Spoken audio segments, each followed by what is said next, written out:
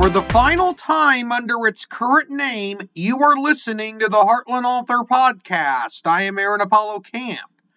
For the 6th season finale of this podcast, I had the opportunity to interview the Reverend Dr. David Chotka.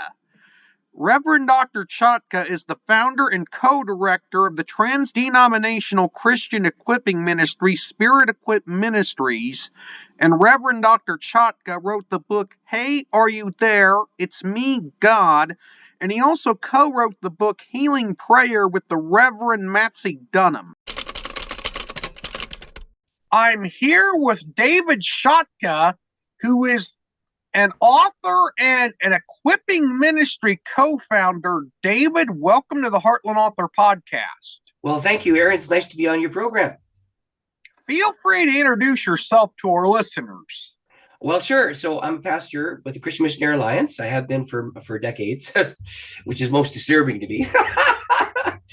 But I'm also an author and I'm a conference speaker. I've been a local church pastor for years. And now what I'm doing is writing and traveling and creating resources and doing conference ministry and those kinds of things. And I actually make a living at it, which is quite remarkable. So there you go. I have my doctorate. I have an American degree. I have 3 Canadian degrees and 1 American degree. I'm a Canadian. I live just across the border from Detroit. So if I get out of my house and I walk about 200 yards, I come to the Detroit River, and on the other side is Michigan. So there you go. In a geographical oddity, you live south of the United States. Isn't that bizarre? You have to drive north to get across the border. It's true. Although I'm not quite sure if that's going to be true. They're building a new bridge, so I'm not sure. Yeah, the Gordie Howe Bridge that's under construction, named after the hockey legend. Yeah, no, that's a good name for it because he was a Canadian guy who played for the Detroit Red Wings. So there you go. You founded the equipping ministry, Spirit-Equip Ministries. Now, before I started writing down interview questions, I've never heard of the term equipping ministry until then. So for those of you who are unfamiliar with, those of our listeners, I should say, who are unfamiliar with the concept of an equipping ministry, what is an equipping ministry? It's where we put the tools in your hands to be able to do the job. That's what it boils down to. So it's you could say it's a spiritual formation website, or you could say that it's a training place. Really, I would say it's a training place. And if you look at my website, you'll see that I talk about training people in spiritual disciplines one small step at a time. And that's exactly what I do. Recently, and this was published, I think, late last month, a book you co-wrote with the Reverend Dr. Maxie Dunnam called Healing Prayer. Now, without spoiling too much of Healing Prayer, what is that book about? Well, exactly what the title says. The subtitle puts it perfectly in perspective. The subtitle is God's Idea for Restoring Body, Mind, and Spirit. And the book itself is about how both Maxie and I have learned how to enter into times of prayer for people in distress, whether that's physical, mental, emotional, or spiritual. And the results that we have seen in the middle of that praying, there have been several miraculous accounts that are medically verified in that book. There are times when you're led in the pathway to a remedy. There are times when you just don't know what you're going to do next, and you don't know what the answer is going to be. There are times when you simply are given the resources to be able to carry through with what you've got. And then at the end of life, there's this preparing yourself to go to the other side. So healing prayer encompasses all of those. And it's the book starts actually with 2 miracle stories that surprised both me and my co-author, Maxie. Now, Maxie is a million seller in the prayer tradition. He used to be the upper room editor, and he's written more than 50 books. It's really quite a remarkable thing that I should be writing with him. I've written 5, but the very first book of his that I read had to do with learning how to pray and structure around praying.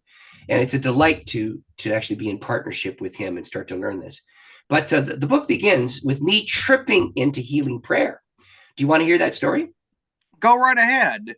Okay, well, here's what happened. I was a seminary student training for the ministry, and I had never, ever, ever once seen a miraculous healing. Nobody had tried to teach me about it. I didn't know anybody who had been involved in one or been the recipient of one.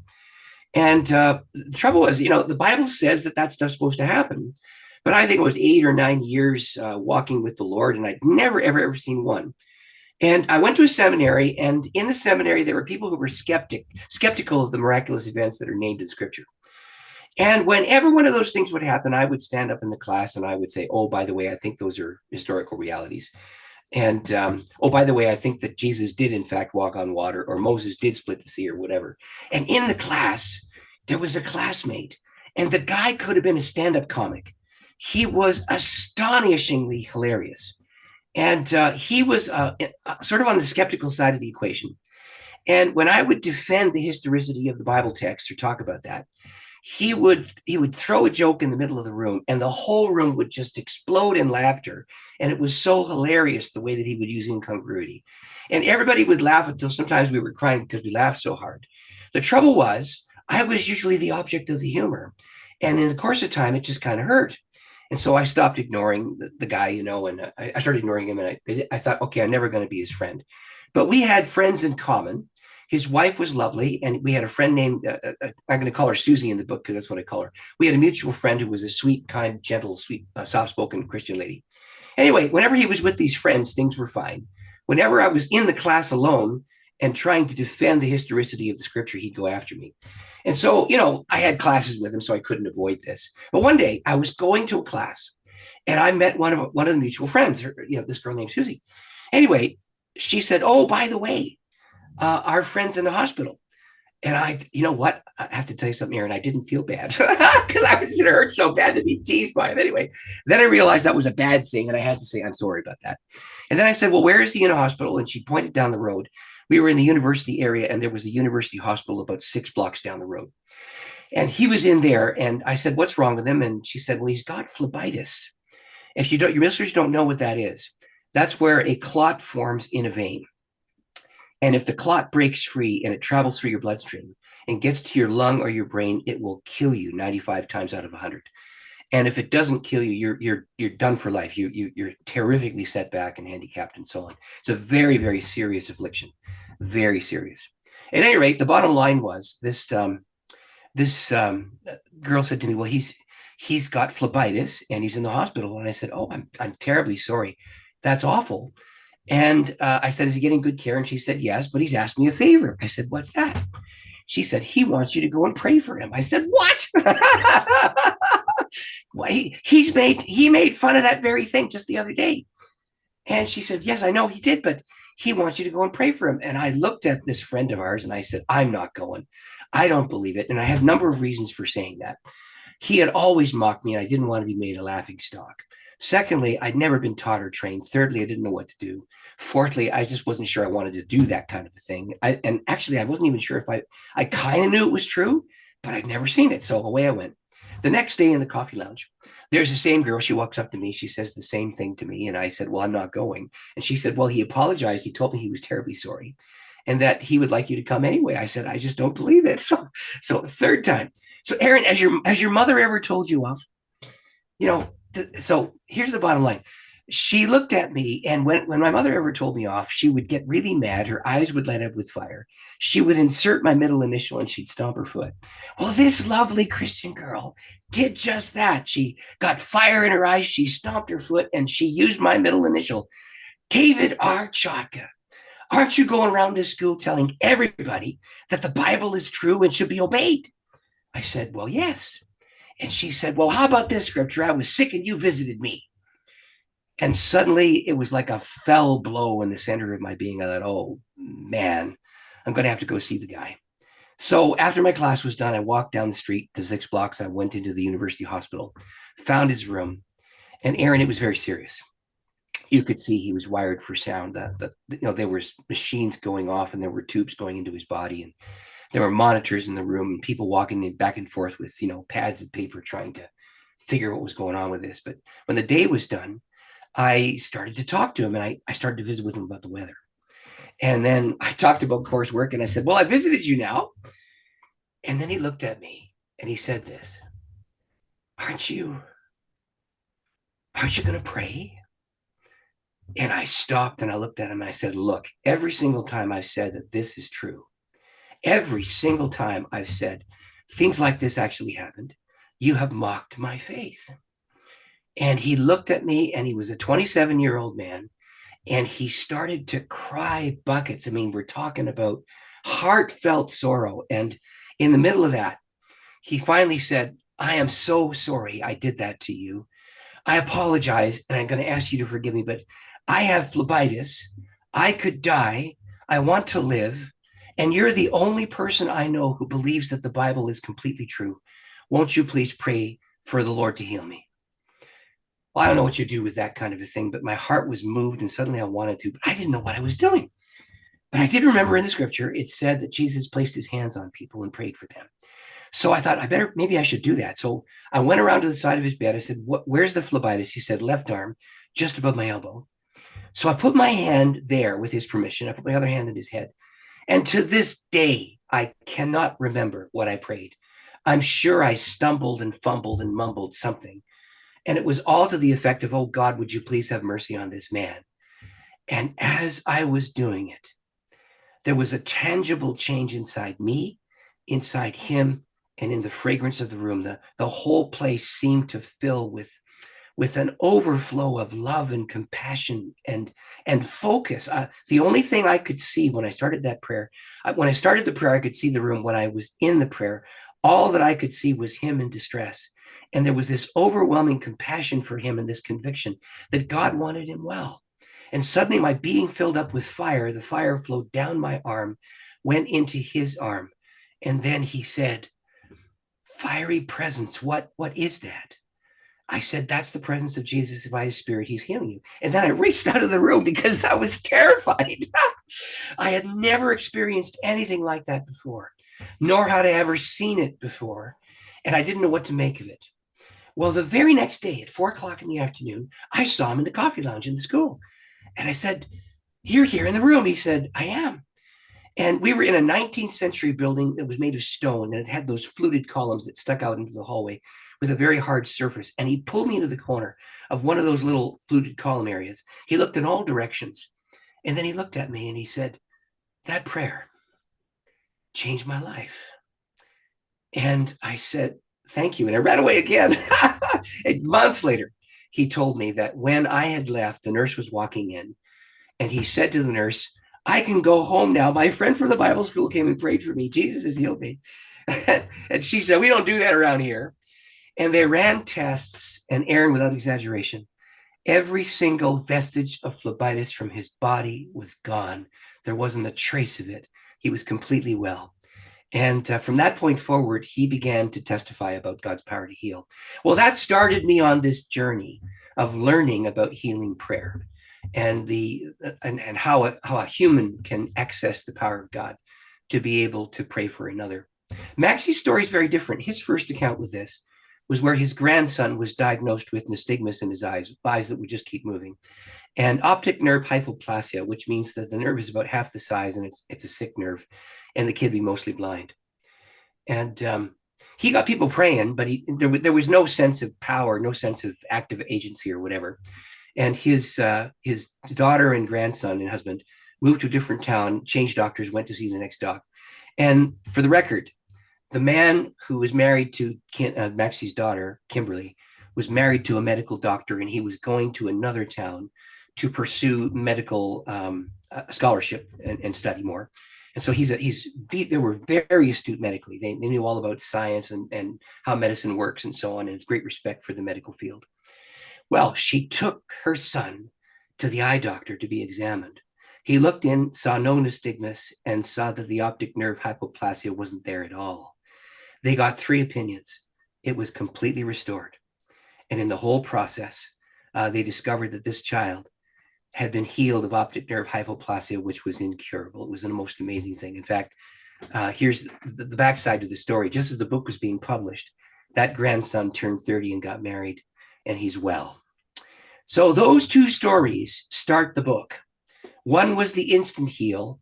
One was the gradual heal. And in the book also, we talk about those times when you pray into Holy Mystery and you don't see an answer that you want, or you see a partial answer and the partial answer is granted and not the full one. But we talk about how people are to do this, what it feels like, what it looks like, how you learn this, how you practice this, and how not to be a blithering idiot who was insensitive when somebody's in terrific suffering and pain. So that's the journey, Aaron. What do you think? That was an amazing story. Thank you. Well, I tripped into it. It wasn't my idea. So this is where the title came from. Healing prayer, God's idea. Well, it wasn't my idea to do that prayer time. It was not my idea at all. And so, but I've seen this. And so what you have in the book, and of course that event happened, decades ago. There are fresh ones that are still happening, but a few years back, my wife was dramatically healed of muscular dystrophy, and muscular dystrophy cannot be healed. And it was an amazing kind of a thing. We had borne along with this. And do you want to hear that story? Is that something you want to hear? No, I've got several more questions to ask, and Okay, I've only got about 20 minutes. So. All right, then you ask your questions, and people can get the book if they want to read that story. Okay. Now, what is it like to work with the Reverend Dr. Dunnam on a book writing project? Do you know, that's a very interesting question. I have written 5 books. 4 of them are on the market right now. 3 of them were my own writing. And when you do your own writing, you don't have a style question. You don't have an idea question. You don't have a flow question. When you're writing with another author, you have to both agree that what you're going to do is this much. And sometimes even a word in a sentence can change the way you write it. So Maxie's a great friend, and he's a great mentor. He has written more than 50 books, and he's got a million seller called The Workbook of Living Prayer. And that book is actually an equipping book. Millions have used it to learn how to pray. But I mean, the guy's seasoned, and I'm a rookie in comparison to him. But I'll just tell you that it was not hard to agree to do it. It was hard to agree on writing style, paragraph structure, and the flow of the writing. Do you know what I'm talking about here? Yes. Yeah, he's a Southern gentleman. I'm a Canadian. And he's got a way of talking. I got a way of talking. By the way, I can tell you how to spell Canada. It's C-A-N-A-D-A.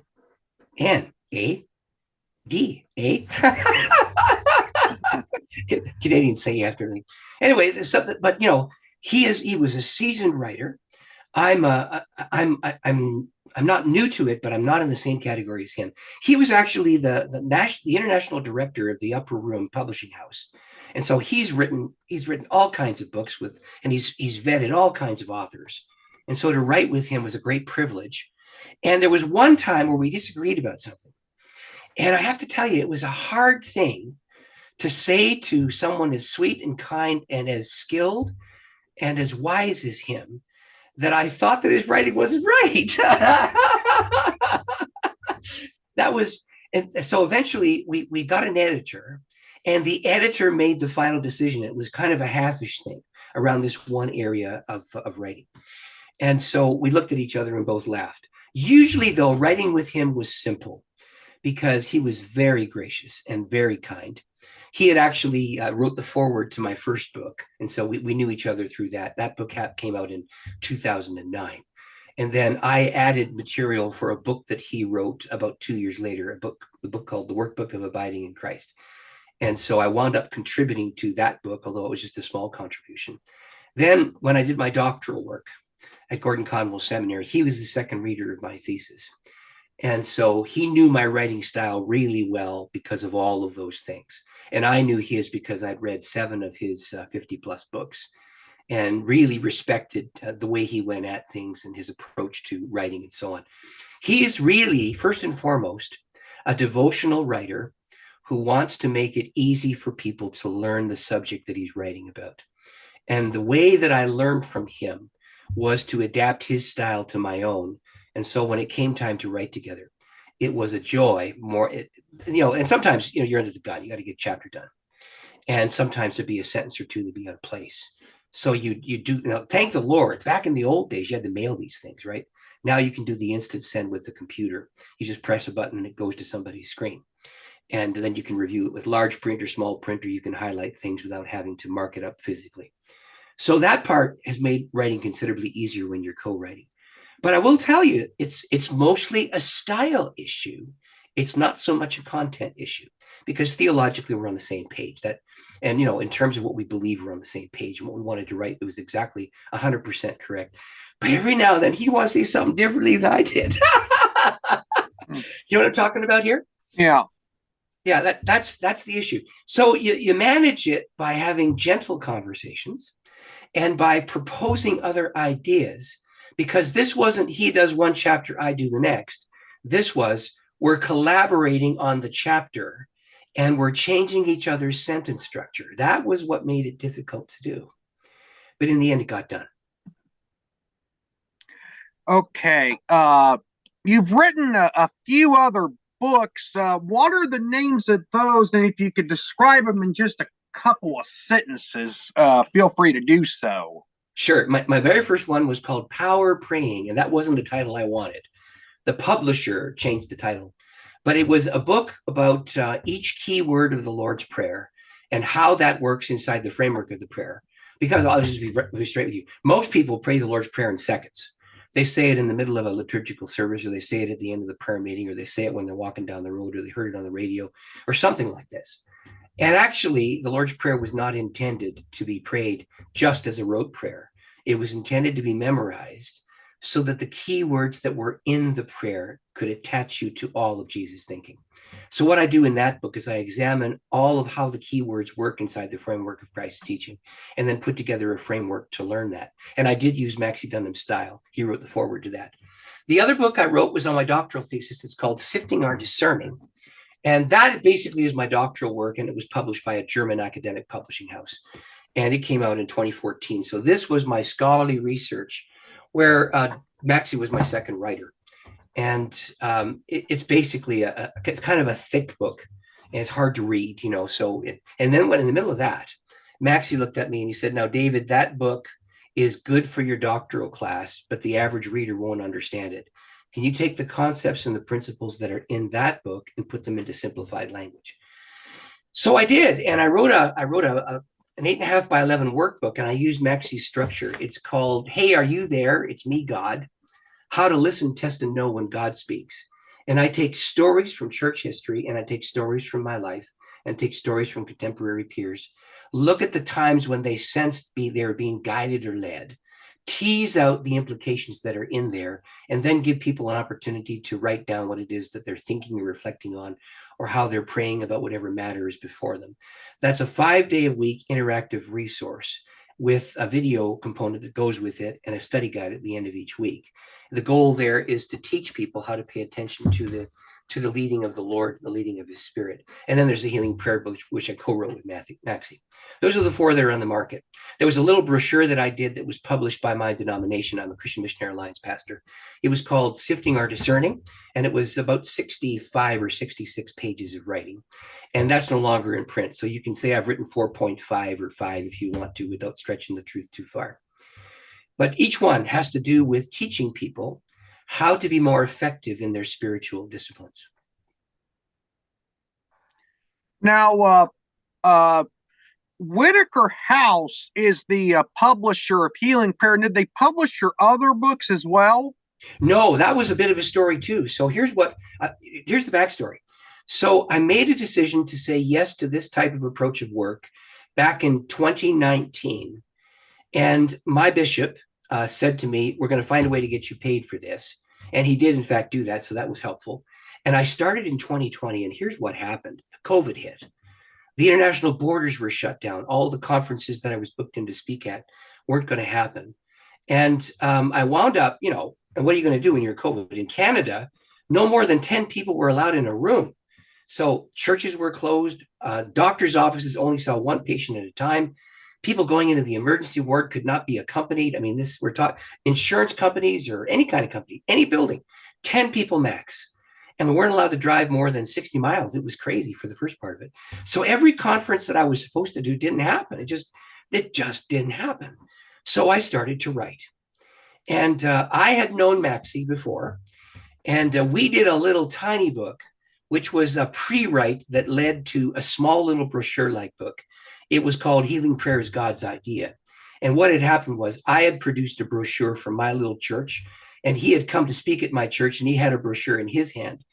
And mine had to do with how the actual prayer moment happens. His had to do with setting up structure. We saw that we both were writing on the same topic, and our theology was very similar. And we overlapped those 2 books and created a small little brochure and published it on Amazon. Whitaker House read the brochure. And it was only like 60 pages, something like this, a small little, 5x8 little book. And it was on Amazon only. We didn't publish through the big publishing houses. And I just did that with him to learn how to publish. You know what I'm saying? That's why I did it.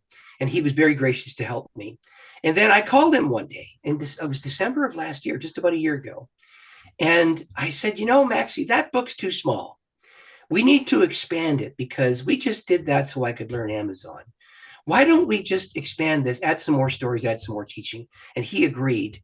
And listen, Aaron, literally 2 days later, we get a phone call from a marketing agent from Whitaker House. And he said, we have seen your book on Amazon. We have read it. We'd like to pick it up and publish it. Would you be prepared to expand it? We just started the writing. It was the craziest thing. Anyway, we said yes. And the new one is 4 times the size of the old one. The new one was about 56, 57 pages. The new one is 208 pages. And so there's fresh writing all the way through it, although it contains virtually all of what was in the old book with a few minor edits. But that was really quite a remarkable thing. Because now here's the thing, and I think this is why we got noticed. Maxie was a million seller. I'm new to the market. They knew his name because he had published that workbook, A Living Prayer, and he was famous. Inside his tradition, he's a Methodist. And as it turned out, he was gracious enough to co-write with me. They called him before they called me. And I think I'm riding the crest of the wave here. That's how Whitaker noticed me. Anyway, I just was there. I just went to the publisher's office like last week to meet the Whitaker House people because the book came out on November 21. We were talking fresh, just a little short while ago here. And I wanted to be there. They recorded a podcast with me, just like we're doing with this one, because they wanted to use that for marketing the book from their end as well. So that's how it happened. I have time for one final question. What role does spiritual medicine have in a society with modern science-driven healthcare? Oh, listen, they're parallel tracks and sometimes they overlap. Here's the reality. I have been the recipient of much medicine and I'm very grateful for it. In fact, right now I got a bit of a cold, and I've taken my Neocitrin. I don't know if you sell that down there. I've taken my cold meds, because I want to be able to speak to you on the podcast. So there's no conflict between medicine and miracle. And here's the reality. Medicine can take you so far. And then there comes a moment when even the doctors and the nurses and the medical people in the field will say, that's as much as we can do. And that's when people cry out. So if you could picture 2 hands side by side, 2 parallel paths. Scientific endeavor has to do with cause and effect. It has to do with people making decisions about how the trajectory of a particular kind of disease goes and how you treat that. They propose a hypothesis, they test it, they see whether or not it's so. And then they can tell you that 9 times out of 10, a particular disease works this way and this particular antibiotic works on it and so on. You should not denigrate that. And very often medical cures come because somebody was moved with compassion because their neighbor died in a car accident or their kid's sister died of leukemia or something like that. And they've dedicated their life to trying to figure out how to improve the human condition. If that gift of 25 or 30 years of research comes to you, you should take the medicine and be thankful. The other side of the equation is where we're talking about the intervention of the divine. And those who take medicine and those who don't are very aware that the reality of God is real. And you cry out to God regardless of what your situation is. And sometimes God in his mercy will lead you in a pathway to somebody's research. Sometimes the research ends and doesn't have an answer. And what you have to do is to go over into the other side and cry out to God for healing. I was healed miraculously when my face was paralyzed and medical science could do nothing for me. I had Ramsay-Hunt syndrome. I have a medical doctor's note to verify this one. He could do nothing more. And somebody prayed for me and I was healed. It was a remarkable thing. So I accessed what I could with science. And I said, you know what? Science can only take me so far. And so what I'm going to do is trust the Lord in the middle of this. So if you could just picture the 2 hands going side by side like over highways. And then from time to time, picture them having a shared lane. And then picture them having lanes that separate out. They're parallel. They're on different trajectories. And sometimes they overlap. Is that a helpful answer? Yes, that is. Okay. David, you were a very interesting guest for the Heartland Author Podcast, and I thank you for appearing on here. It's a delight, absolute delight to be with you. It has been the experience of a lifetime to host the Heartland Author Podcast and interview so many authors and so many other important people in the writing world. This podcast is not going away, but it will have a new name after the new year. Starting in January, this podcast will be renamed Apollo Papyrus for the 7th season and beyond, but you'll still get to hear from many wonderful authors and other people who are important in the writing world. I already have a ton of interviews for Apollo Papyrus booked, so I look forward to interviewing more authors, writers, and others who work in the writing world. I thank everyone for their support of this podcast for the slightly more than 3 years it has been in existence, and I hope y'all continue to support this podcast under its new name going forward. This is Aaron Apollo Camp signing off for the Heartland Author Podcast. I look forward to hearing from y'all on Apollo Papyrus after the new year. Onward!